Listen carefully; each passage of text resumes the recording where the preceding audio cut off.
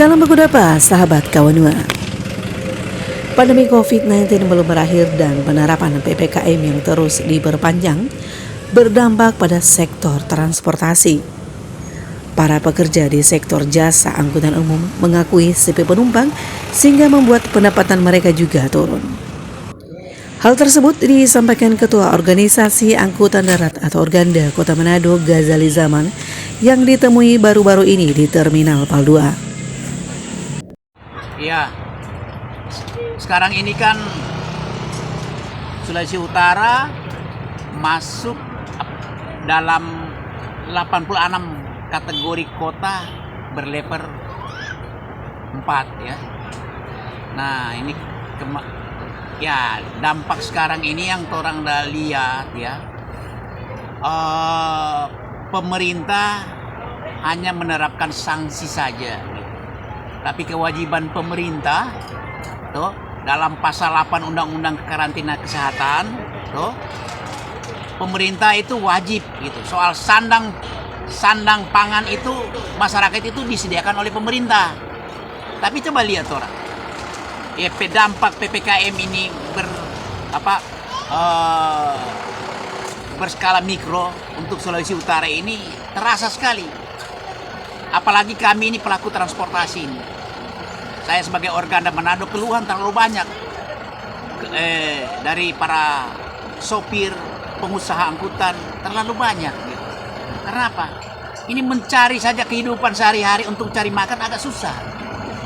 Jadi pemerintah haruslah orang terima soal melaksanakan ini PPKM berskala mikro ini orang terima. Tapi pemerintah jangan hanya memberikan sanksi saja ke masyarakat. Kami yang berdampak ini diperhatikan soal kebutuhan kita sehari-hari. Pemerintah jangan lalai di situ. Nah itu. Nah teman-teman kemarin itu udah aksi, sebenarnya kami mau bergabung gitu dengan teman-teman kemarin. Tapi kita lihat kan sikon sekarang, sikon terlalu banyak. Apa pemerintah tidak ada kepekaan gitu? Bagaimana bisa menerima teman-teman kemarin itu ke ruangan yang lebih baik dengan protokol kesehatan yang lebih bagus gitu, daripada berkumpul banyak orang begitu menciptakan varian baru. Nah ini kita lihat ada unjuk rasa, pemerintah tidak unjuk kerja. Ini yang kita lihat kelemahan pertama ini Sulawesi Utara. Kan masyarakat terbatas tuh. Anak sekolah tidak ada, PNS hanya terbatas sekali tuh. Jadi penumpang itu hampir tidak ada.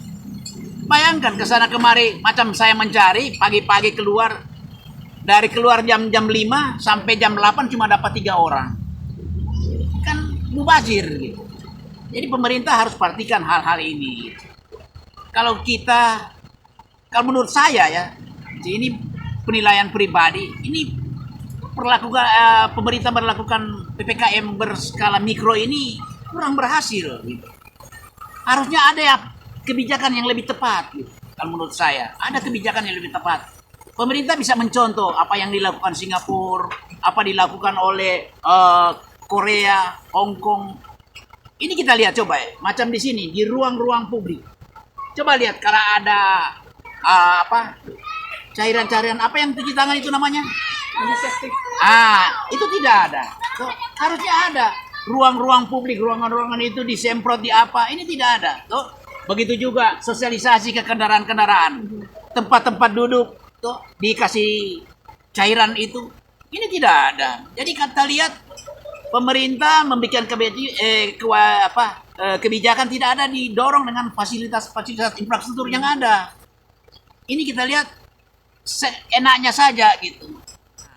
Carilah kebijakan yang paling tepat. Baru itu kemarin ada bantuan yang diberikan oleh pihak kepolisian. Tapi bantuan itu tidak transparan. Sedikit sekali kita lihat. Bantuan hanya mewakili tiap trayek itu 10 orang. Dan hanya dipungut 5 trayek. Sedangkan di Manado ini ada 14 trayek. Ini lebih baik tidak usah diberikan. Bahkan kami ini jadi bomber. Sopir-sopir menanyakan kenapa kami tidak dapat. Nah ini kita bilang tanyakan langsung ke polisi. Ini kan polisi yang menyalurkan itu. Jadi ya kalau ada bantuan, pemerintah harusnya transparan dan jelas gitu.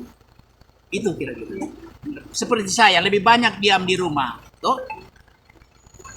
Ada metode yang lebih tepat. PPKM ini tidak berhasil menurut saya. Tuh. Pola hidup yang orang terapkan ini jadi serba salah. Gitu. Jadi kita menghimbau pemerintah lah gitu. Kalau memang ada kebijakan, contohlah di negara-negara yang sudah maju. Coba lihat Singapura. Tuh. Singapura yang berdekatan dengan kita.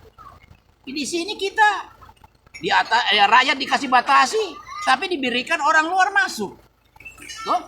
Orang-orang dari Cina masuk. Kalau memang lockdown gitu. Ini kita lihat ya termasuk gagal lah kita. Kebijakan-kebijakan yang diambil oleh pusat maupun daerah kita lihat kurang berhasil.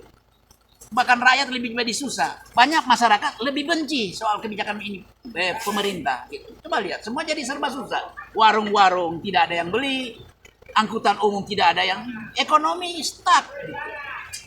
Ya kami berharap ya untuk Pak Wali Kota Manado, Gubernur Sulawesi Utara harus lebih bijak lah. Gitu. Kita ini hidup di era demokrasi. Kalau ada pembatasan, ada kompensasi. Kita berharap begitu. Janganlah hanya berakam sanksi ke masyarakat, tapi kewajiban pemerintah tidak diterapkan. Gitu. Itu yang kita harapkan. Demikian laporan redaksi. Sampai jumpa lagi. Salam Kawanua.